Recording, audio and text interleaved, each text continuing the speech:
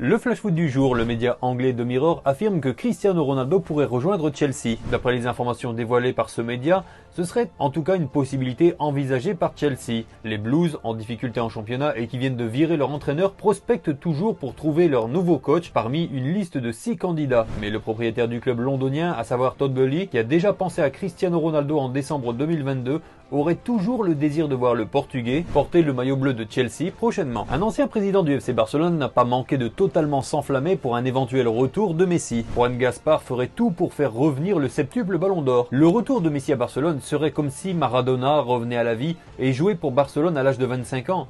J'aurais aimé que Messi ne quitte jamais le Barça et donc ne pas essayer de le faire revenir. Personnellement, je serais passionné par le retour de Messi au club. J'aimerais qu'il signe à vie avec Barcelone en tant qu'ambassadeur. Je ferais l'impossible pour le retour de Messi.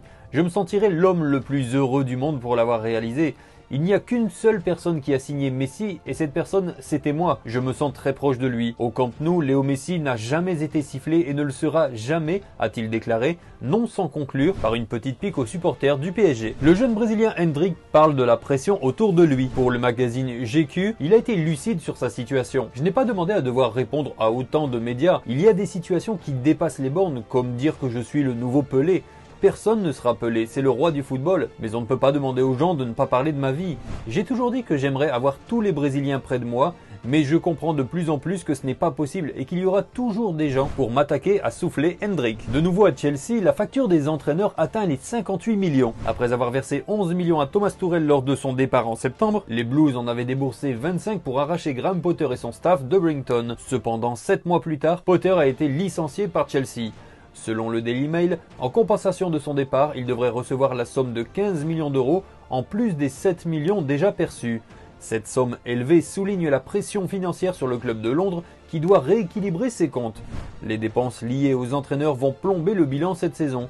Alors qu'une qualification en Europe pour la saison prochaine reste incertaine, des ventes sont nécessaires lors du prochain mercato. Le choix du prochain entraîneur sera donc crucial pour Chelsea, qui devra éviter de signer un nouveau gros chèque pour éviter de se retrouver dans une situation encore plus difficile. Du côté de la Roma, Dybala lierait son avenir à Mourinho. De retour au premier plan avec la Roma, il semble parfaitement épanoui sous les ordres de José Mourinho, à tel point que le média Il Messaggero lie déjà l'avenir de l'Argentin à celui de son entraîneur. Alors qu'il avait initialement négocié une clause lui permettant de quitter les Giallorossi pour un club étranger contre 12 millions d'euros au bout d'un an, la Roya se dirait maintenant prête à rester dans la capitale italienne si le Special One continue avec les pensionnaires du Stadio Olimpico.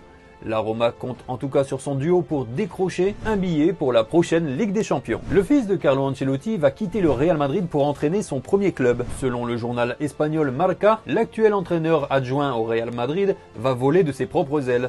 Âgé de 33 ans, Davide Ancelotti a trouvé une place d'entraîneur principal dans un club phare du championnat suisse. Il serait sur le point de prendre les commandes du FC Bâle. Toujours en lice pour la Ligue Europa Conférence, où ils affronteront l'OGC Nice le 13 avril, la direction cherche tout de même un nouvel entraîneur et semble l'avoir trouvé. Pour le moment, aucune date d'arrivée n'a été communiquée, mais la décision semble être prise selon le média espagnol. Le Paris Saint-Germain se fait démolir par la presse argentine. Au pays, on ne comprend pas pourquoi la Pulga est sifflée par les fans de Paris. À son arrivée au PSG en août 2021, Léo Messi a fait en sorte que Paris, la capitale la moins footballistique des grandes métropoles du monde, remplisse ses rues de supporters pour l'accueillir, a notamment avancé le journal La Nación. Une foule a accompagné son débarquement à l'aéroport au centre d'une ville qui vibre pour d'autres arts et qui a le rugby comme sport le plus traditionnel. Vous l'aurez compris, le désamour d'une partie du public du Paris Saint-Germain envers Léo Messi fait l'objet d'un véritable cataclysme au pays des champions du monde.